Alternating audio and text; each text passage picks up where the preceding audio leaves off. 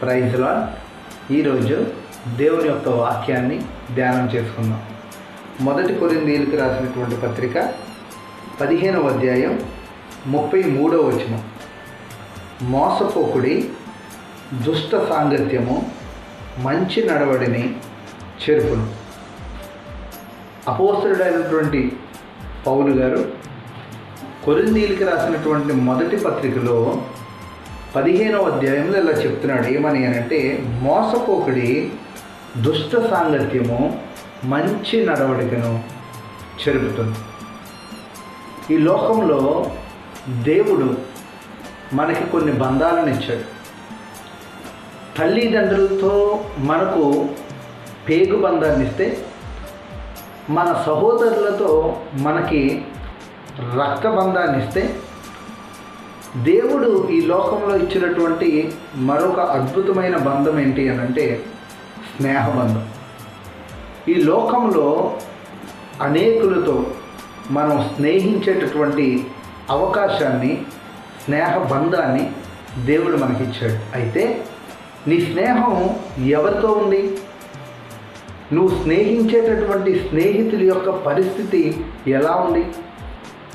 దేవుని యొక్క వాక్యం సెలవిస్తుంది, ఈ లోక స్నేహం దేవునితో వైరం అంట. దుష్ట సాంగత్యం మంచి నడవడికని చెడగొడుతుంది. నీవు మంచివాడవే అయి ఉండొచ్చు, మంచి ప్రవర్తన కలిగి ఉండొచ్చు, మంచిగా చిన్నప్పటి నుంచి పెరిగి ఉండొచ్చు. అయితే నీ సహవాసం, నీ స్నేహితులు గనక ఒకవేళ దుష్టులు గనక అయితే, చెడ్డవారు గనక అయితే, నీ మంచితనం కూడా చెడిపోయేటటువంటి అవకాశం ఉంది. అందుకే దేవుని వాక్యం సెలవిస్తుంది, దుష్ట సాంగత్యము మంచి నడవడిని చెరుపుతుంది. ఒక చెట్టుకి ఒక 2 జంట మామిడికాయలు ఉన్నాయి అనుకోండి. ఆ మామిడికాయల్లో 2 కూడా కలిపి ఉన్నాయి. అందులో ఒక కాయ పుచ్చిపోయింది అనుకోండి. ఒక కాయేమో మంచిగా ఉంది, ఒక కాయేమో పుచ్చిగా ఉంది. అయితే కొన్ని దినాలు ఆ 2 అలాగే ఉంటాయి. కానీ కొన్ని దినాల తర్వాత ఈ కాయ యొక్క పుచ్చు ఏదైతే ఉందో అది మెల్లగా 2వ కాయకు కూడా సోకుతుంది. కొన్ని దినాలు గడిచేసరికి ఈ మొదటి కాయతో పాటు ఆ 2వ కాయ కూడా పుచ్చిపోయి పాడైపోయే ప్రమాదం. అలాగే మంచి వ్యక్తిత్వం కలిగిన వ్యక్తివే అయి ఉండొచ్చు, మంచి నడవడిక కలిగినటువంటి విశ్వాసం అయి ఉండొచ్చు, దేవుని యందు భయభక్తులు కలిగిన మంచి బలపడిన వ్యక్తివి అయి ఉండొచ్చు. అయితే నీ సహవాసం చెడిపోయిన వ్యక్తులతో గనక ఉంటే, నీ సహవాసము అవిశ్వాసులతో గనక ఉంటే, నీ సహవాసము దుష్టులతో గనక ఉంటే, కొన్ని రోజులకి ఆ విశ్వాసం సన్నగిల్లిపోయి కొన్ని దినాలైన తర్వాత నీవు కూడా ఆ దుష్టత్వపు అలవాట్లలోకి మారిపోయే ప్రమాదం ఉంది.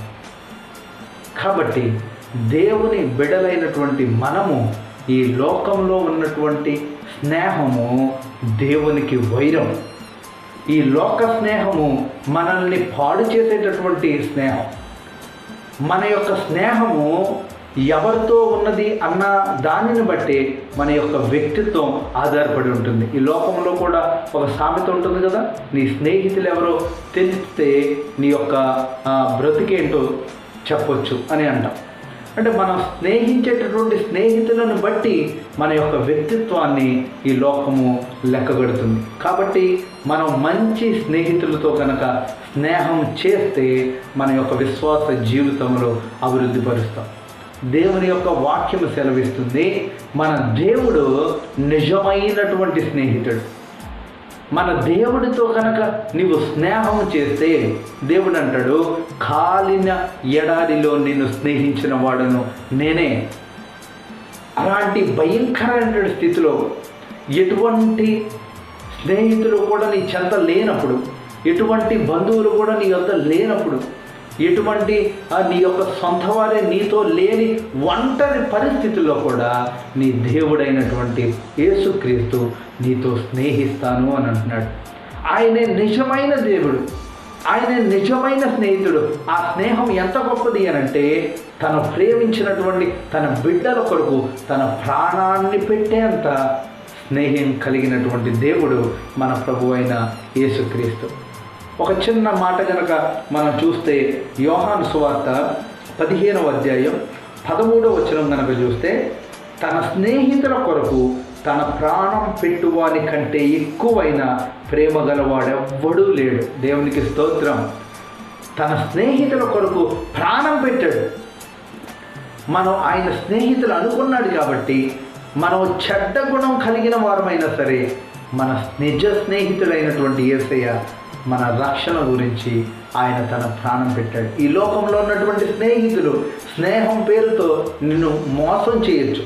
ఈ లోకంలో ఉన్నటువంటి స్నేహితులు స్నేహం పేరుతో నిన్ను అప్పుల పాలు చేయొచ్చు, నిన్ను అనేక బాధలకు గురి చేయొచ్చు, అనేక శ్రమల్లో నిన్ను విడిచిపెట్టి నీ నుంచి వారు దూరంగా వెళ్ళిపోవచ్చేమో. కానీ నిజమైనటువంటి స్నేహితుడైన ప్రభువైన యేసుక్రీస్తు నిన్ను ఎన్నడూ విడిచిపెట్టేవాడు కాదు. నీకు తెలుసా, ఆయన నీ కోసం తన ప్రాణాన్ని కూడా శిలువ మీద అర్పించాడు. కాబట్టి నిజమైనటువంటి స్నేహితులను గుర్తెరిగి ఈ లోకంలో ఉన్న చెడ్డ స్నేహాన్ని విడిచిపెట్టి ఆ నిజమైన స్నేహితుడితో కనుక నీవు స్నేహం చేసినట్లయితే, అటువంటి గొప్ప స్నేహితుడితో నీవు సమయాన్ని గడిపినట్లయితే, అటువంటి నిజమైన స్నేహితుడితో కనుక నీవు నడిచినట్లయితే రేపొద్దున దేవుని రాజ్యానికి ఎత్తబడతావు.